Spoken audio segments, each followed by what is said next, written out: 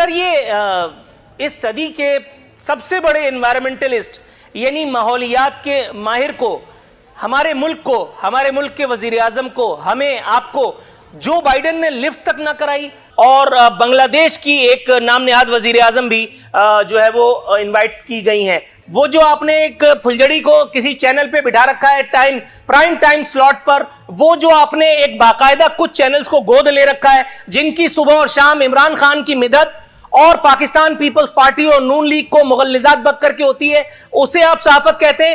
اب جہاں تک جو آپ نے کلائمیٹ سمٹ کی بات کی، دیکھیں اس کے اندر صرف انڈیا اور بنگلہ دیش سے مہمانوں کو نہیں بلایا گیا، وہاں پہ چھوٹے چھوٹے ملک بھوٹان جیسے جو ملک ہیں ان کو بھی نمائندگی کا حق دیا گیا ہے. اور ہمارے وزیر اعظم صاحب جو انوائرمنٹلسٹ اپنے آپ کو کہلاتے ہیں، آپ نے بالکل ٹھیک کہا، وہاں پہ ان کو مدعو نہیں کیا گیا، جو کہ ایک افسوسناک میرے خیال سے ہمارے ملک کے لیے. تبدیلی سرکار کو یا بالفاظ دیگر اس ایک اسلامی مملکت کو جس میں اور آپ رہنے کی اداکاری فرما رہے ہیں، ایڈجسٹ کر رہے ہیں خود کو صبح و شام کی بنیاد پر، ایک اور اعزاز بادل نخواستہ ہی صحیح مگر حاصل ہوا ہے. عالمی ماحولیاتی سمٹ میں جو حضرت جو بائیڈن اپنے ملک یعنی انکل سیم کے دیش میں اس وقت کروا رہے ہیں، اس میں 40 سے زائد ممالک کے سربراہان کو دعوت نامے پہنچا دیے گئے ہیں. بنگلہ دیش کی وزیر اعظم تک کو بلایا گیا ہے، لیکن اگر نہیں لفٹ کرائی گئی تو ہمارے ہینڈسم وزیر اعظم کو، جو کہ اس وقت کورونا کے باعث علیل ہے، اللہ تعالیٰ انہیں شفائے کاملہ عاجلہ بما ان کی اہلیہ محترمہ عطا فرمائے. اب دیکھنا یہ ہے کہ وزیر اعظم پاکستان، جن کا ایک بیان میرے سامنے موبائل پہ کھلا ہوا ہے، جس میں انہوں نے واضح الفاظ میں ارشاد فرمایا تھا کہ I consider myself as the biggest environmentalist in the history of Pakistan. اس ایک لطیفے یا دعوے کے باوجود بھی کیا وجہ بنی کہ جو بائیڈن نے عمران خان صاحب کو یا عمران خان صاحب کے نامزد کسی فرد کو یا مجھے اور آپ کو، میرے دیش کو بلانا تک گوارا نہ کیا؟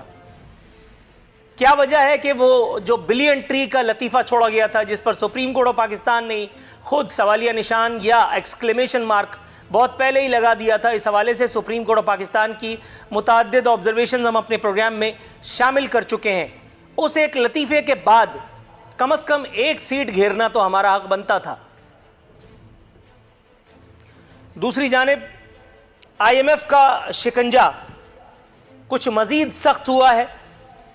اسٹیٹ بینک آف پاکستان کو خود مختاری دینے کا معاملہ کچھ مزید سنگین ہو گیا ہے. اس حوالے سے متعدد اہم شخصیات منظر عام پر آئے ہیں، ان کے بیانات جس میں انہوں نے ڈس پلیجر کا اظہار کیا ہے اس ایک اندیے تک پر کہ اگر اسٹیٹ بینک آف پاکستان کو اپنے انڈیپینڈنس یا سوورینٹی یا واٹ ایور دے دی تو وہ وائس رائے آف پاکستان کا کردار ادا کریں گے، حکومت پاکستان کا تصرف اس پہ ختم ہو جائے گا. اور ایسا کسی مہذب جمہوری آزاد ملک یا معاشرے میں نہیں ہوتا.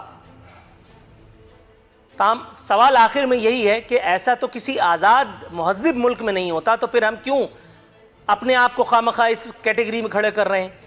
سر یہ اس صدی کے سب سے بڑے انوائرمنٹلسٹ یعنی ماحولیات کے ماہر کو، ہمارے ملک کے وزیر اعظم کو، ہمیں آپ کو جو بائیڈن نے لفٹ تک نہ کرائی، اور بنگلہ دیش کی ایک نام نہاد وزیر اعظم بھی جو ہے وہ انوائٹ کی گئی ہیں. سر اس معاملے پر آپ کی ماہرانہ رائے؟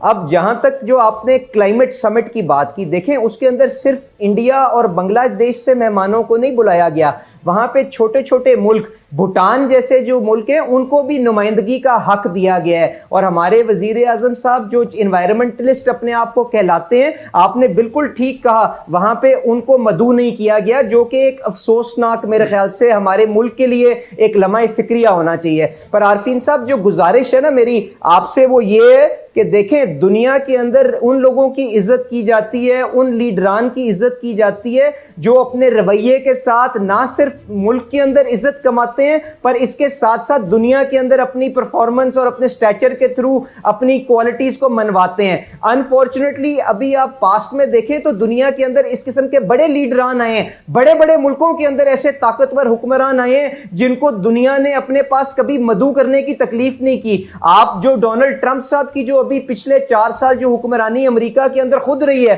جب وہ دنیا کے اندر ٹریول کرتے تھے تو ان کے اپنے ذاتی کانڈکٹ کی وجہ سے آپ نے نہیں دیکھا کہ دنیا کے اندر کس وارمتھ کے ساتھ یا لیک آف وارمتھ کے ساتھ ان کو ریسیو کیا جا سکتا تھا. تو گزارش یہ, جو لوگ نفرتیں بیچتے ہیں, لوگوں کو سمیٹنے کی قوت نہیں رکھتے, اداروں کو اپنے مخالفین کی آوازیں بند کرنے کے لیے استعمال کرتے ہیں, کبھی FIA کے DG کو بلا کے تنگ کرتے ہیں, تو یہ ساری کی ساری جو چیزیں ہیں دنیا کے اندر انٹرنیشنل پریس کے اندر کور ہوتی ہیں. اور جب آپ کی ریزیومے یا گیسٹ لسٹ بنائی جاتی ہے تو ملک دیکھتے ہیں کہ آپ جس لیڈر کو اپنے پاس بلانے جا رہے ہیں اس کا اپنے ملک کے اندر کیا مقام ہے, اس کا دنیا کے اندر ہیومن رائٹس کی جو مجھے تھوڑا سا توقف کی استدعا کرتے ہوئے, یہ ساری جو چیزیں ہوتی ہیں ان کو. رائٹ سر, آپ پہلی مرتبہ میرے شو میں شرکت کر رہے ہیں, آپ نے شو میں شرکت کروانے پر میرا شکریہ ادا کیا. سر میری تو کوشش ہوتی ہے کہ پاکستان تحریک انصاف یا جو بھی حکومت ہو, میں اس کے لوگوں کو شرکت کروا کر کے اپنا دلدلیہ چلاتا رہوں, لیکن یہ پہلے پروگرام کے بعد ہی کچھ سرکار میری روٹ سے جاتی ہے. بہرحال دیکھتے ہیں آپ کا صبر کتنا ہے. آپ نے بات کی کہ ہم نے شاید اتنا اچھا پرفارم نہ کیا ہو. سر یہ بڑی حیران کن بات ہے, کیونکہ ہمارے, آپ کے, ہم سب کے منتخب وزیر اعظم بین الاقوامی سطح پر قوم کو بارہا ہمیں یہ بتا چکے ہیں کہ ہم نے انتہائی بہترین پرفارمنس کی ہے, ہم نے بلین ٹری لگائے ہیں, ہم نے یہ کیا اور ہم نے وہ کیا, اور آپ کہہ رہے ہیں کہ شاید ہم نے اچھا پرفارم نہیں کیا. یہاں آپ کی اور سپریم کورٹ کی میرا خیال ہے کہ ٹون ایک جیسی ہو جاتی ہے. PM یہاں ایک پیج پہ آپ جیسے ممبران نیشنل اسمبلی کے ساتھ نہیں ہے. آپ کو اس بات کا ادراک تو ہے نا؟ دیکھیے جی, میں نے یہ نہیں کہا کہ شاید ہماری پرفارمنس اچھی نہیں ہو, بلکہ میں نے کہا ہے شاید ہماری پرفارمنس بہت اچھی ہو, اس وجہ سے نہیں بلایا. اور دوسری بات, آپ کہتے ہیں کہ ہمارے شو میں پھر نہیں جاتا, میں آؤں گا, لیکن میں آؤں گا. بھائی سنید, آپ سوال کر کے جواب ہی نہیں لیتے تو میں کیا کروں. دیکھیے میں آؤں گا آپ کے شو میں, لیکن سوال یہ ہے کہ آپ نے بھی ایک تجزیہ نگار اور اینکر بن کے سوال پوچھ لینا. یہ اگر اس طرح اب جس انداز سے آپ پوچھ رہے ہوتے ہیں تو پھر PMLN اور پیپلز پارٹی کو بلانے کی کیا ضرورت ہے. تو میرے خیال میں آپ اس کے پوکل پر اسپوک پرسن کی جگہ بیٹھ جائیں اور کسی نیوٹرل صحافی کو بٹھا دیں. اچھا, نیوٹرل صحافی کی ڈیفینیشن ذرا بتائیں گے سر؟ تو ہو جاتی ہے. میں تھوڑا سا موضوع سے میرا خیال ہے ہٹ جاتے ہیں ہم لوگ, اسے آخری پروگرام ہی تصور کرتے ہیں. نیوٹرل صحافی کیا ہوتا ہے؟ وہ جو اپنے پروگرام کا آغاز تبدیلی کا نعرہ لگا کر کے کرے, نواز شریف کو گالیاں بک کر کے کرے, آصف علی زرداری کو لان تان کر کے کرے, حضرت عمران احمد خان نیازی رحمت اللہ علیہ کر کے کرے. وہ جو آپ نے ایک پھلجڑی کو کسی چینل پہ بٹھا رکھا ہے پرائم ٹائم سلاٹ پر, وہ جو آپ نے ایک باقاعدہ کچھ چینلز کو گود لے رکھا ہے جن کی صبح اور شام عمران خان کی مدد اور پاکستان پیپلز پارٹی اور نون لیگ کو مغلظات بک کر کے ہوتی ہے, اسے آپ صحافت کہتے ہیں؟ حضرت اگر آپ اسے صحافت کہتے ہیں تو پھر میرا خیال ہے آپ کا انتخاب یقیناً غلط ہے. آپ جب تک کفِ افسوس ملیے, میں آپ تک دوبارہ آتا ہوں. گلظفر خان صاحب, سر یہ نقطے آپ ذرا کائنڈلی نوٹ فرما لیجئے, ان کا فردن جواب بھی آپ سے لوں گا. پہلے جاؤں گا عاجز دھامرا صاحب کے پاس. عاجز دھامرا صاحب, آپ میرے ساتھ ہیں؟ جی میں آپ کے ساتھ.